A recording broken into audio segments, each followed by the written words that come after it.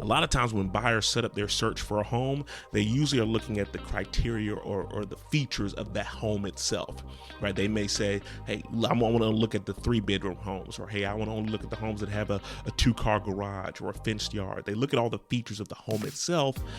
When what you could do to try to give yourself more negotiating leverage is also focus on what are the market conditions in that area. So in addition to all that other criteria that I'm looking at, I also may say, hey, in addition to all that other stuff, show me all the homes that have sat on the market for a certain number of days and see if you can use that to your advantage.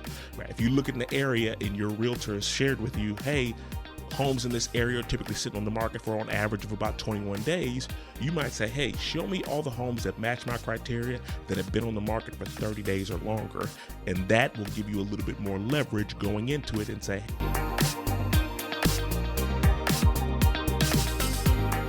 welcome to the Home Goals Podcast, the ultimate guide for turning your home goals into a reality. I'm your host, Derek Thornton. Join us as we navigate the twists and turns of obtaining a home. We'll be offering expert tips, helping you avoid pitfalls, and championing your journey towards that cherished place to call home. Happy St. Patrick's Day to all of you out there. I got my green on, got the background going, and I wanted to, in staying on theme, focus on this week's episode, which I'm going to call Chasing the Pot of Gold. This negotiating tactics to keep more gold in your pocket. That's always one of the top things that many buyers are talking about.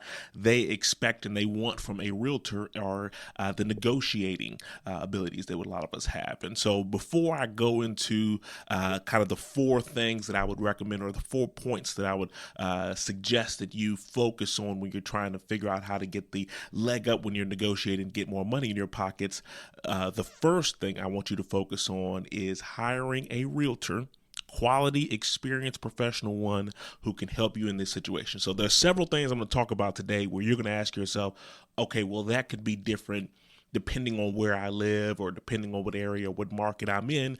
And yes, that is true. And so you're asking yourself, okay, how the heck am I supposed to know what the norm is or what information I'm supposed to have? That is where your realtor comes into play. You might have heard the saying before, he or she with the most knowledge wins the negotiation. And the best way for you to get that knowledge is to hire someone who is already working full-time in this industry, who knows these deals like the back of their hand. They're going to be the best way for you to make sure you really have a true leg up in negotiations, right? You've got a lot going on in your life. You got a ton of things going on with your family, with your friends. You're trying to keep up with all these different things going on, your own job, your own work and career. You've got all these different things going on. And you're trying to juggle all this at one time.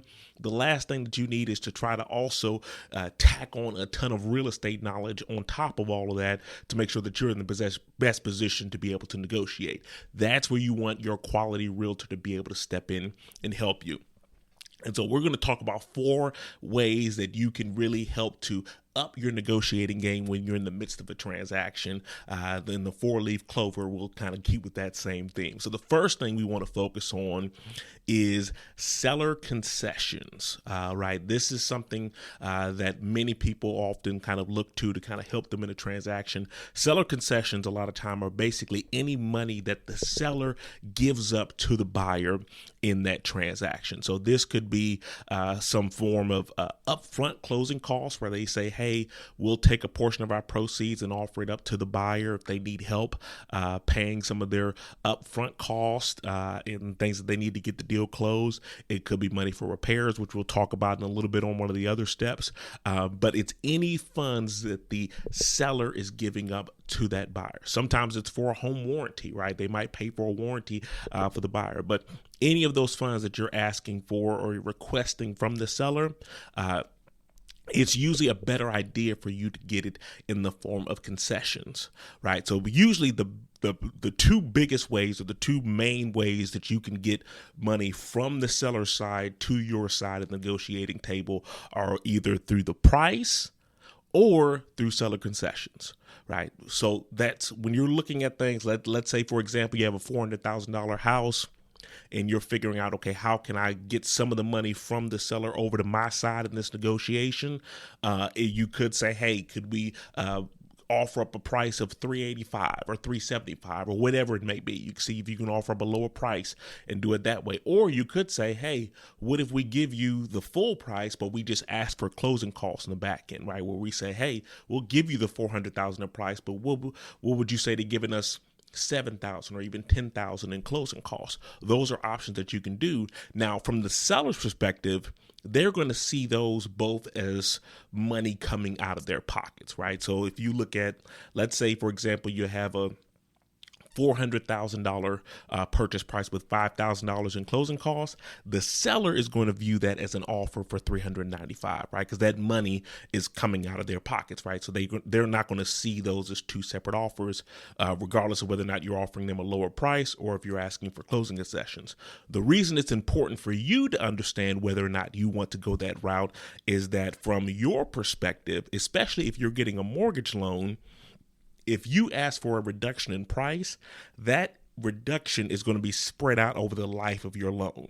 And so if you're like most buyers and you're getting a 30-year mortgage, if you ask for a $5,000 reduction in that price, that's going to have a very minimal impact on your monthly mortgage payment, right? So you're like, hey, I got $5,000 off the price, but it's going to spread out over the course of 30 years. It's like maybe a few bucks off of my monthly mortgage payment. It's not going to be anything that's really going to tip the scale in that deal. Whereas if you were to instead get it as closing costs, right? Like let's say instead of saying like, hey, we're going to do $395 for your $400,000 listed home, let's say instead we're going to do a $400,000 list price or purchase price and ask for $5,000 in closing costs. In that aspect, that immediately reduces the total money that you have to bring to the closing table. And so that money in closing costs, that's money that you get to work with right out of the gate, right? You could use those funds to address repairs that you want to address. You could use those funds to kind of spruce up or buy things for the home, whatever. But those are funds that are in your pocket immediately, right? Think about like if you won the lottery, right? If you had the choice to have a certain amount of money distributed to you every month or have it in one lump sum, most of the people are going to want it in the lump sum because it gives you more freedom with what you can do. Seller concessions is kind of like getting those funds in a lump sum. And so that's one thing that you can use in negotiating where, again, the seller's going to view it the same way either way, but in the way that it comes to you and the way that it benefits you, it can be completely different. So that's the first thing you want to focus on. The next thing, which is somewhat related to the first point, is in the repair negotiations, right? I always recommend, and I've talked about this in the past before, trying to see if you can handle as many of those repairs in negotiation as a credit as opposed to the seller doing the repair themselves. Right. And so when you have your list of repairs that you submit to them, in the state of North Carolina, we are a buyer beware, caveat emptor state, which means that every house is technically sold as is, and the seller isn't required to do any repairs, right? And so you don't have a ton of leverage in that instance, especially if you've put up a high due diligence fee or you got a lot of money to potentially lose. However, you do still have some leverage in the fact that that seller knows if they can't work things out with you, they're not going to have to disclose all of the other things that they found out during that inspection report, and other buyers may not be willing to do that. So you do still have some leverage in the negotiations as a buyer, and so you typically want to go through the list, figure out what's most important to you, and then see if you can get the seller to agree to those repairs. And even better than that, what I would ideally like to do, especially in the way of negotiating, is see if you can get them to give you funds to handle those repairs yourself as opposed to them fixing it, right? So let's say, for example, there was an HVAC repair or that was going to cost you a few grand to fix, right? Let's say it was a major issue that was going to need to be replaced. It was going to cost a few grand to repair that item. You could say, hey, seller, could you go ahead and make that repair? Or could you take the funds that you would have spent on that repair and then just give that to me in the way of closing costs at the closing table? And that way you have the ability to now come in, hire who you want to do the work. Or if you know of someone, if you're handy yourself, if it's a repair that you feel like you can take on and do it in a good workman-like manner, you might be able to pocket some of the funds that you would have spent on bringing out a contractor or bringing out someone who would charge you just to come out there as well. And so That's going to be one of the best ways to do it. Now, do have to give a disclaimer with this particular one and say that there is a downside to going that route, and that is you always run the risk, and we see this on HGTV all the time, that if you take a certain amount of money for a repair, if you wait until after the deal ever to start working on that item or start working on that repair, there's always the chance that it could cost a little bit more than what you originally anticipated or what you estimated. And in that instance, well, now you can't, it's not like you can go back to the seller and ask for more funds to handle the repair. Whatever they agreed to give you, that's what you got. And now it's your problem. It's your house that you have to deal with. And so there are downsides to going that route. But the upside is a tremendous benefit to you, right? You can say, hey, maybe I can get multiple bids on this project and find someone who can do it for the most cost-effective price and still do the work well. There are multiple different ways that you can find to try to save funds if you can get that credit in closing cost funds as opposed to the seller doing the repair themselves. So that's another way that you can kind of use that in negotiations to keep or give more money to your pockets or keep more gold in your pockets in this case as well. The next one, and this is again where your realtor is really going to come into play, is you also want to look at the market conditions. You want to see the features of what is happening in that market and see if you can use that to your advantage when you're negotiating and when you're looking at houses. A lot of times when buyers set up their search for a home, they usually are looking at the criteria or the features of that home itself, right? They may say, hey, I want to look at the 3-bedroom homes, or hey, I want to only look at the homes that have a 2-car garage or a fenced yard. They look at all the features of the home itself. When what you could do to try to give yourself more negotiating leverage is also focus on what are the market conditions in that area. So in addition to all that other criteria that I'm looking at, I also may say, hey, in addition to all that other stuff, show me all the homes that have sat on the market for a certain number of days and see if you can use that to your advantage, right? If you look in the area and your realtor has shared with you, hey, homes in this area are typically sitting on the market for on average of about 21 days, you might say, hey, show me all the homes that match my criteria that have been on the market for 30 days or longer. And that will give you a little bit more leverage going into it and say, hey, these sellers might be a little more willing to work with me. I might be able to get more incentives, more concessions. Those are all things that you can keep in mind. But again, you only know that if you're aware of what is actually happening in the market. And that's where your realtor is really going to come into play. You want someone who knows the market, who knows the area, and they can really help you determine which properties are the most likely to be able to give you the ability to really move yourself in that area or get more negotiating power in your favor. So you always want to be looking at those market conditions. And then the fourth thing that I think you should always focus on as well is the financing and the structure and the way that you have it set up. So in addition to getting a pre-approval letter, right? First of all, when you're making offers or looking at different properties that you're interested in, you're almost always going to be required to submit some type of pre-approval letter.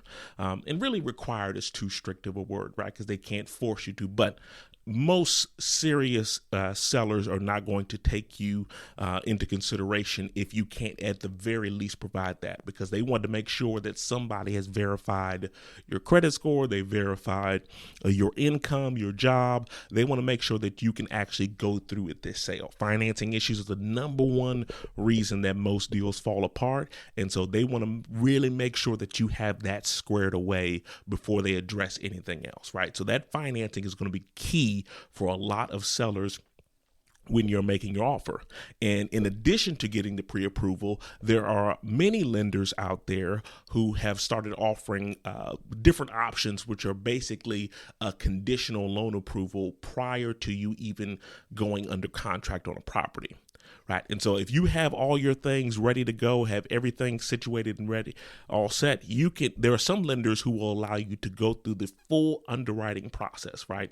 So all that stuff that typically takes a few weeks for most lenders to verify and go through, they'll do all of that on the front end before you ever even go into contract. And that way, when you are ready to make an offer on a home, instead of having to go through all that stuff, you can also let the seller know, hey, this is a step above a pre-approval letter. They've already taken me through the loan underwriting process, which means basically all we have to do at this point is just get the appraisal report in. If it appraises, we're good to go. And so a lot of cases in those situations, they can close pretty much as quickly as a cash deal can close. They can close those as fast as a couple of weeks, right? And that's a huge benefit to any seller that you're trying to negotiate with or trying to work with. And that is definitely going to make you stand above the crowd when you're submitting offers, especially if you're in a multiple offer situation. And the best thing about it is that in many cases, that process doesn't cost you additional money, right? And so it's not like a situation where you had to pay a ton more to be able to have that added advantage. That just means that, hey, I'm being proactive in getting a lot of this stuff situated and got a lot of it figured out before I ever even go down the route of making an offer. Now, it is a little more tedious. It's going to take you a little bit longer to do, but once you have it set up, you are really in a position that most buyers are not going to be in. You're going to have all your ducks in a row, have everything squared away, and you can really let that seller know, hey, this is pretty much a done deal. This is almost as good as cash. It's the next best thing because you know that I can close this deal quickly and I can make that happen. That is going to be something that is really going to make you stand out to the seller. And there are some cases too as well where there may be a buyer who was willing to offer slightly more than you, but if you're the safer bet, the seller may be willing to go that route or go that with you. And so again, those are just a few things that you can work on to really help up your negotiating game when you're trying to get a deal under contract. And again, it's always going to come down. A lot of this is going to come down to your realtor's knowledge of how deals and transactions are structured in that area. But those are 4 ways where you can really throw your weight around in some cases and really make things work in your advantage or in your favor. So I'm always available if you ever want to talk more about that or help figure out how to position yourself in a way that is most effective for you to be able to get the best deal possible. So I hope that that's helpful for you all. As always, I'm here to be a resource. Have a wonderful day. Happy St. Patrick's Day. Hope you're wearing your green. And I will talk to you all next week. Have a good one.